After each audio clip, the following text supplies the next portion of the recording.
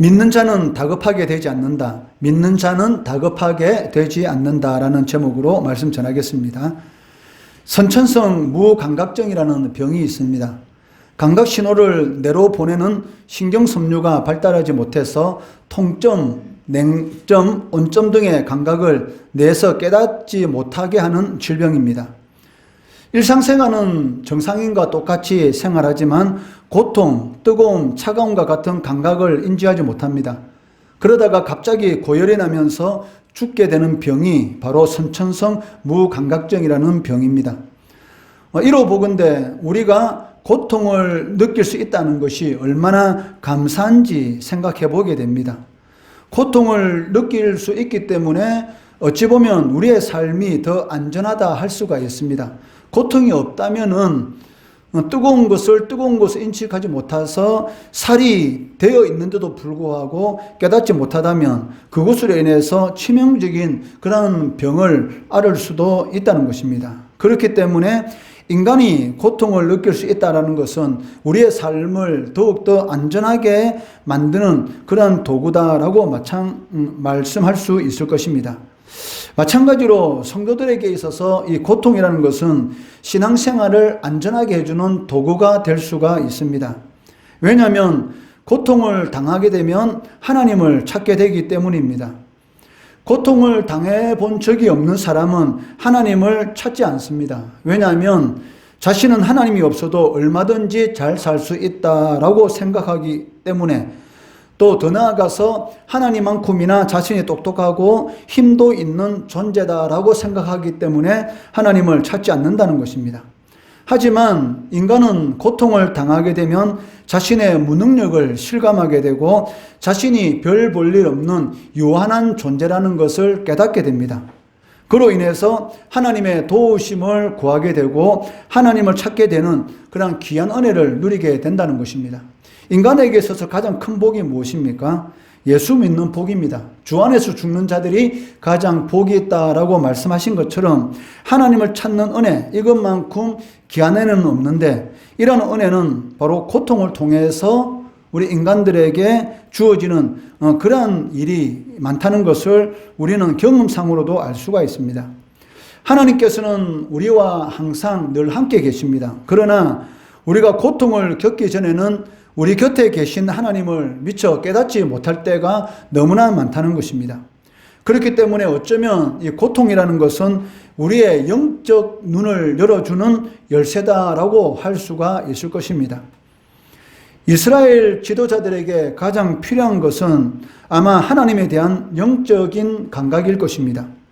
그들은 누구보다도 예민하게 하나님의 뜻과 생각에 반응해야 하는 사람들입니다. 왜냐하면 그들이 어떤 결정을 내리느냐에 따라서 이스라엘 백성들의 삶이 평안할 수도 있고 아니면 이 고통 가운데 빠질 수도 있기 때문입니다. 그러나 이스라엘 지도자들은 오늘 본문 말씀에 보면 이에 대해서 실망하는 것을 볼 수가 있습니다. 타락한 지도자들은 자신들의 문제가 드러났을 때 회개하고 당연히 하나님께로 돌아와야 합니다. 그런데도 불구하고 오히려 자신들의 수치심이 드러났을 때에 그 수치심에 대해서 회개하는 것이 아니라 이사야 선지자에 대한 이 공격으로 이어가는 것을 볼 수가 있습니다. 9절 말씀해 보시면 그들이 이르기를 그가 누구에게 지식을 가르치며 누구에게 도를 전하여 깨닫게 하려는가, 젖떨어져 품을 떠난 자들에게 하려는가 라고 말씀하고 있습니다. 이스라엘 사회에서는 늦게 젖을 떼는 경우는 5살까지 젖을 먹는 어린아이들도 있었다고 합니다. 그렇기 때문에 여기에서 젖떨어져 품을 떠난 자들에게 이사야 선지자가 가르치다라는 이 말은 어린아이들에게, 즉 이사야의 가르침은 이 젖을 막 뗀 어린아이들에게나 어울리는 말이다라고 이스라엘 지도자들이 지금 조롱하고 있다는 것입니다. 더구나 이들은 이사야를 통한 하나님의 경고에 대해서 더욱 노골적으로 조롱하는 말을 더하고 있습니다. 10절 말씀해 보시면 대저 경계에 경계를 더하며 경계에 경계를 더하며 교훈에 교훈을 더하며 교훈에 교훈을 더하되 여기서도 조금 저기서도 조금 하는구나 라고 말을 하고 있습니다. 똑같은 단어가 계속적으로 반복되고 있는데 이 말씀을 그 히브리어 이 원문의 의미에 가깝게 해석하게 되면 이렇게 해석할 수가 있습니다. 이래라 저래라 하고 되니 많이 하면서 여기서도 조금 저기서도 조금 하는구나라는 그런 의미입니다. 이는 발음상으로도 매우 유치한 발음이고 의미상으로도 매우 단순한 단어들이 계속 반복적으로 이어지고 있는데, 이는 당시 이스라엘의 지도자들이 얼마나 이사야 선지자의 말을 우습게 여겼는지, 즉 단순하고 유치한 그러한 단어를 계속적으로 사용하면서 이사야의 이런 경고의 말씀, 즉 하나님께서 이사야 선지자를 통해서 하시는 그 말씀을 통해서 우습게 여기고 조롱하고 있는 것을 보게 됩니다. 이러한 영적 무지는 치명적인 결과를 이스라엘 백성들에게 가져오게 되었습니다. 이처럼 영적으로 무감각해지면 하나님의 말씀이 선포되더라도 두려움을 느끼지 못하고 인간적인 감정, 저 인간이 내가 믿기 때문에 저런 식으로 말을 하는구나라는 이러한 인간적인 감정만을 가지게 된다는 것이죠. 하나님의 말씀을 선포하고 있는데도 불구하고 그 말씀이 하나님의 말씀으로 들리는 것이 아니라 인간적인 그런 말로 들리기 때문에 자신의 생각하고 맞지 않으면 그 말씀에 대해서 조롱하는 이런 일들이 일어날 수가 있다는 것입니다. 이것은 당시 이스라엘 사회뿐만이 아니라 오늘날에도 이러한 일이 일어날 수가 있는 것이죠. 강단에서 하나님의 말씀을 전거할 때 어떤 특정한 사람에게 말씀을 전하는 것이 아닙니다. 그런데 성도 중에 어떤 사람들은 왜 목사님이 자기를 콕 집어서 말을 하는가라는 그러한 생각을 가지고 그 말씀에 대해서 반발하는 그러한 성도들도 볼 수가 있는데, 실질적으로는 그렇지 않다는 것이죠. 그러니까 인간적인 그런 감정만을 이렇게 나타내는 그러한 경우가 있습니다. 어떤 경우에 바로 영적으로 무감각하게 되면 그러한 것을 경험하게 된다는 것입니다. 하나님은 이미 이스라엘 백성들에게 내가 안식이고 내가 평안함을 너에게 주겠다, 내가 바로 안식이고 내가 바로 평안함 자체다라고 하나님께서는 이미 이스라엘 백성들에게 말씀하셨습니다. 그런데도 그들은 듣지 않고 거절하였습니다. 12절 말씀해 보시면, 전에 그들에게 이르시기를 이것이 너희 안식이요 이것이 너희 상쾌함이니 너희는 곤비한 자에게 안식을 주라 하셨으나 그들이 듣지 아니하였다라고 말씀하고 있습니다. 그러니까 하나님께서는 이스라엘 백성들에게 바로 하나님이 바로 이스라엘 백성들의 안식이 되시고 하나님이 바로 이스라엘 백성들에게 평강이 샬롬이 된다는 것입니다. 하나님 안에 있을 때만이 진정한 안식과 진정한 평안의 삶을 살 수 있다라고 이미 전에 말씀하셨습니다. 그런데도 불구하고 이스라엘 백성들은 그 말씀을 거절하였던 것입니다. 그렇기 때문에 하나님께서는 그들에게 이 경고의 말씀을 주시는데, 더듬는 입술과 다른 방언으로 이제 너희들에게 말을 하겠다라고 말씀하십니다. 11절 말씀해 보시면, 그러므로 더듬는 입술과 다른 방언으로 그가 이 백성에게 말씀하시리라. 이 말씀의 의미는 무엇입니까? 이스라엘 백성들이 듣기 어려운, 즉 의사소통이 힘든 이방민족을 통해서 이스라엘을 멸망시키겠다라는 그러한 경고의 말씀이라는 것입니다. 즉 이스라엘 백성들이 알아듣지 못하는 그런 이방 민족들을 도구로 사용해서 이스라엘 백성들을 조롱하게 만들고 멸망시킬 것이다 라고 경고하고 있는데, 바로 이 경고대로 120년 이후에 바로 바벨론에 의해서 남쪽 유다가 완전히 멸망하게 되었던 것입니다. 이스라엘이 의지한 것은 하나님이 아니고 애굽이었습니다. 이를 본문 말씀에서는 사망과 맺은 언약이다, 그리고 서울과 맹약한 것이다 라고 표현하고 있습니다. 15절 말씀해 보시면, 너희가 말하기를 우리는 사망과 언약하였고 서울과 맹약하였은즉 넘치는 재앙이 밀려올지라도 우리에게 미치지 못하리니 우리는 거짓을 우리의 피난처로 삼았고 허위 아래로 우리를 숨겼습니다. 이 말이 무슨 말입니까? 우리가 애국과 언약을 했기 때문에 어떤 위급한 상황이 오더라도 우리는 안전할 것이다, 우리에게 미치지 못할 것이다 라고 이렇게 생각하고 있었다는 것입니다.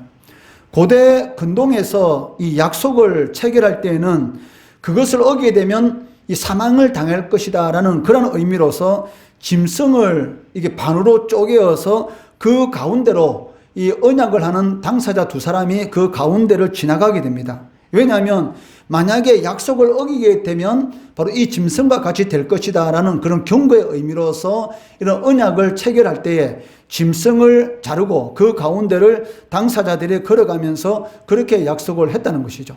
즉 애굽과 우리가 이렇게 약속했기 때문에 강대국인 애굽이 우리를 지켜줄 것이다 라고 이스라엘이 생각하고 있었던 것입니다. 이런 이스라엘 지도자들의 모습을 통해서 우리가 무엇을 알 수 있습니까? 하나님과의 약속은 생명의 언약입니다. 하나님께서 생명을 지켜주시는 것이죠. 그런데 하나님과의 진정한 생명의 언약에 대해서는 우습게 여기면서도 애굽, 즉 이방 민족과의 약속에 대해서는 굳게 신뢰하고 그들과의 약속에 대해서는 생명을 다해서 지키려고 하는 그런 가정한 모습들을 볼 수가 있다는 것입니다. 그러나 그들이 강하고 안전하다고 믿는 이런 세상적인 힘과 능력은 하나님이 보기에는 사망이고 스올, 즉 죽음에 불과할 뿐이었습니다. 18절 말씀해 보시면 너희가 사망과 더불어 세운 언약이 패하며 수올과 더불어 맺은 맹약이 서지 못하며 넘치는 재앙이 밀려올 때에 너희가 그것에게 밟힘을 당할 것이라. 남쪽 유다가 아수르 침략을 받았을 때에 애굽이 도와주었습니까? 도와줄 수가 없었습니다. 바벨론에 의해서 남쪽 유다가 멸망을 당할 때에 애굽에 도와주었습니까? 도와줄 수가 없었던 것입니다. 마찬가지로 이 세상의 힘과 능력은 제한적입니다. 그런데 그것을 의지하는 것은 하나님이 보시기에는 사망이고 죽음뿐이다 라고 하나님께서 말씀하고 계십니다. 그리고 하나님께서는 한 돌을 시온에, 즉 예루살렘에 두셨다라고 말씀합니다. 16절 말씀해 보시면 그러므로 주 여호와께서 이같이 이르시되 보라 내가 한 돌을 시온에 두어 기초를 삼았노니 곧 시험한 돌이요 귀하고 견고한 기초돌이라 그것을 믿는 일은 다급하게 되지 아니하리로다 라고 말씀하고 있습니다. 이 돌은 불안하고 위태로운 그러한 모든 상황들을 잠재우는 기초가 되는 돌을 의미하고 있습니다. 또한 이 돌을 무엇이라고 말합니까? 시험한 돌이다 라고 말씀하고 있습니다. 그 이유가 무엇이냐면 하나님께서는 이스라엘 백성들에게 위기가 닥쳤을 때 이스라엘 백성들의 마음을 시험하고 싶은, 즉 그 마음을 테스트하고 싶은 그러한 의미로서 이 돌이 바로 시험한 돌이다라고 말씀하고 있습니다. 궁극적으로 이 돌은 하나님을 의미합니다. 즉 이스라엘 백성들의 삶 가운데, 성도들의 삶 가운데 어떤 위기가 닥쳤을 때에 그 위기의 순간에 전적으로 하나님을 신뢰하고 믿는 그런 신앙의 자세를 보이느냐, 아니면 언제 내가 하나님을 믿었느냐라는 그러한 모습, 즉 하나님하고는 전혀 상관이 없는 세상적인 그러한 방식으로 그 문제를 해결하려고 하느냐, 즉 거기에 따라서 완전히 운명이 달라지게 된다는 것이죠. 즉 하나님을 위기의 상황 가운데 전적으로 신뢰하는 사람에게는 다급하게 되지 않는다는 것입니다. 위기의 상황 가운데 처했는데도 불구하고 다급하지 않는, 즉 다윗의 고백이 무엇입니까? 사망의 음침한 골짜기로 다닐지라도 해를 두려워하지 않을 것은 주께서 나와 함께 하심이라. 주의 지팡이와 막대기가 나를 안위하시리로다 라고 말씀하고 있다는 것이죠. 즉 주님께서 나와 함께 하시고 주님께서 지켜주시는데 이까지 사망의 음침한 골짜기, 이것은 아무것도 아니다. 즉 위기의 상황 가운데 전적으로 하나님을 신뢰하는 그 사람에게 주시는 은혜가 무엇이냐면 다급하지 않는 은혜, 즉 그러한 상황 가운데서도 평안을 누릴 수 있는 그런 은혜를 하나님께서 베풀어 주십니다. 그런데 하나님을 신뢰하지 않고 위기 순간 그 순간에, 즉 하나님께서 네 마음이 어떠한지 테스트하는 그 순간에 세상만 바라보고 하나님을 바라보지 않게 되면 다급하게 되는 것이죠. 즉 어떻게 할지를 몰라서 이렇게도 보고 저렇게도 보고 하다가 결국은 망하게 되는 것입니다. 이를 16절 말씀 하반절에 보시면 다급하게 되지 아니하리로다 라고 말씀하고 있습니다. 여호와를 믿는 자들은, 즉 하나님을 믿는 자들은 자신이 의지하는 하나님께서 얼마나 견고한 피난처가 되시고 반석이 되시는지 명백하게 알고 있기 때문에 위태로운 상황을 만날지라도 다급하지 않다는 것입니다. 이 정도, 이까지 것 하나님께서 해결해 주실 거야 라는 그런 믿음으로 자신의 자리를 꿋꿋이 잘 지켜나간다는 것이죠. 그렇지만 믿음이 없는 사람은 어떻습니까? 어려운 일 당하게 되면 이리 뛰다니고 저리 뛰어다니다가 결국은 아무것도 해결하지 못하고 더 어려운 상황 가운데로 빠지게 된다는 것입니다. 죄를 지적받아도 회개하지 않는 그런 사람들의 공통점은 교만함이다라고 할 수가 있습니다. 그들은 자신이 의지하는 것들이 이러한 위험으로부터, 위기로부터 벗어날 방법을 제공해 줄 것이다 라는 착각을 하고 교만한 그런 모습을 보입니다. 그러나 하나님께서는 그렇게 생각하는 모든 것들이 거짓이고 가짜다. 세상이 너희 문제를 해결해 주지 못한다. 세상이 너희 문제를 해결해 준다라고 말하는 것은 그것은 거짓이고 가짜다라고 경고하고 있습니다. 22절 말씀해 보시면 그러므로 너희는 오만한 자가 되지 마라. 너희 결박이 단단해질까노라. 대저 온 땅을 멸망시키기로 작정하신 것을 내가 만군의 주 여호와께로부터 들었노라. 이스라엘 백성의 지도자들아, 그렇게 교만하지 마라. 내가 하나님의 말씀을 하고 있는데 그 말에 대해서 조롱하지 마라. 하나님께서 앞으로 지금도 너희들이 고통 가운데 있지만 더 고통스러운 일이 닥칠 것이다. 즉 더 단단해지는 그런 일들이 생길 것이다. 온 땅을 멸망시키기로 하나님께서 작정하셨다. 이것을 하나님께서 나에게 말씀하셨다. 그렇기 때문에 하나님 앞에 겸손해라, 오만하지 말라라고 이사야 선지자는 이스라엘 백성들, 이스라엘 지도자들에게 경고하고 있습니다. 이 말씀은 유다 백성들이 왜 하루속히 조롱하는 태도를 버리고 하나님 앞에 돌아와야 되는지 그 이유를 설명해 주고 있는데 그것이 무엇입니까? 유다 땅에 대한 하나님의 심판이 작정되었기 때문입니다.